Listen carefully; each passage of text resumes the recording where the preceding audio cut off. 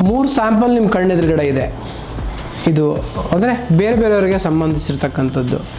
ಆಯುರ್ವೇದದಲ್ಲಿ ರಕ್ತಕ್ಕೆ ಸಪ್ರೇಟ್ ಆಗಿರ್ತಕ್ಕಂತಹ ಮಾನ್ಯತೆಯನ್ನು, ಸ್ವತಂತ್ರ ಮಾನ್ಯತೆಯನ್ನು ನೀಡಿದ್ದಾರೆ. ಅದನ್ನು 4ನೇ ದೋಷ ಅಂತ ಕರೀತಾರೆ ರಕ್ತವನ್ನು.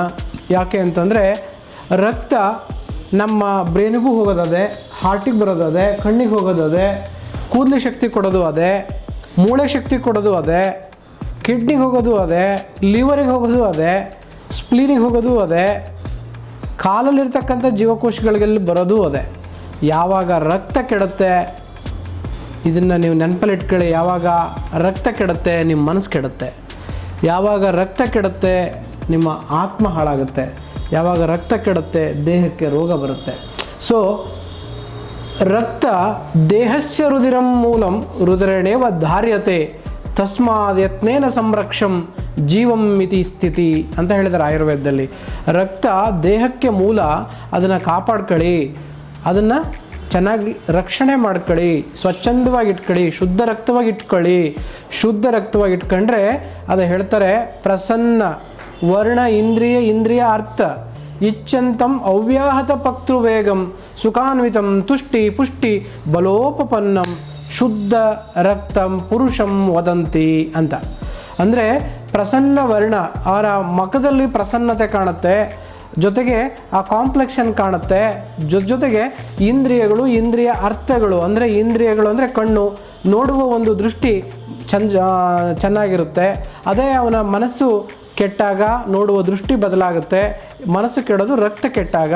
ಹಾಗಾಗಿ ಇಂದ್ರಿಯ ಅರ್ಥ ಇಚ್ಛಂತಂ, ಅವನಿಗೇನು ಇಷ್ಟವೋ ಅದು ಅವನಿಗೆ ಆಗ್ತದೆ. ಅವ್ಯಾಹತ ಪಕ್ತೃವೇಗಂ, ಹಸುವು, ಬಾಯಾರಿಕೆ, ಮಲಮೂತ್ರ ಭಾವನೆಗಳು ಎಲ್ಲವೂ ಕೂಡ ಸುಖಾನ್ವಿತಂ, ಜೊತೆಗೆ ಸರಿಯಾಗೋದ್ರ ಜೊತೆಗೆ ದೇಹಕ್ಕೆ ಸುಖ ಬರುತ್ತೆ. ತುಷ್ಟಿ ಪುಷ್ಟಿ, ದೇಹಕ್ಕೆ ಬಲ ಬರುತ್ತೆ, ಪುಷ್ಟಿ ಇರುತ್ತೆ. ಯಾವಾಗ ರಕ್ತ ಅಶುದ್ಧ ಇರುತ್ತೆ, ಕೆಲಸ ಮಾಡದೇ ಇದ್ದರೂ ಸುಸ್ತಾಗುತ್ತೆ, ಅದಕ್ಕೆ ಅನಾಯಾಸ ಜನಿತ ಕರ್ಮ ಇಸ್ ಕ್ಲಮ ಅಂತ ಕರೀತಾರೆ.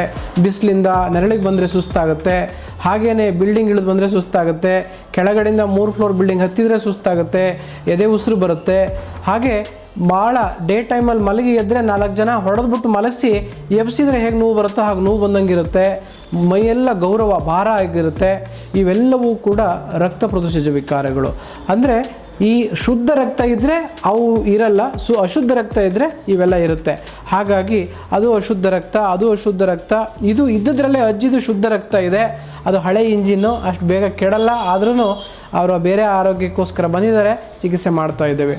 ಸೊ ಆರೋಗ್ಯ ಬೇಕು ಅಂತಂದರೆ ನೀವು ತಿನ್ನೋ ಆಹಾರ ಶುದ್ಧವಾಗಿರಲಿ, ನೀವು ವಿಚಾರ ಮಾಡುವ ಯೋಚನೆ ಶುದ್ಧವಾಗಿರಲಿ, ಹಾಗೂ ನೀವು ಮಾಡುವ ಕೆಲಸ ನಿಮ್ಮ ಶಕ್ತಿಗೆ ಅನುಗುಣವಾಗಿರಲಿ ಅಂತ ಹೇಳ್ತಾ ಇವತ್ತಿನ ಒಂದು ಸಣ್ಣ ಸಂದೇಶವನ್ನು ಮುಗಿಸ್ತೀನಿ. ನಮಸ್ಕಾರ.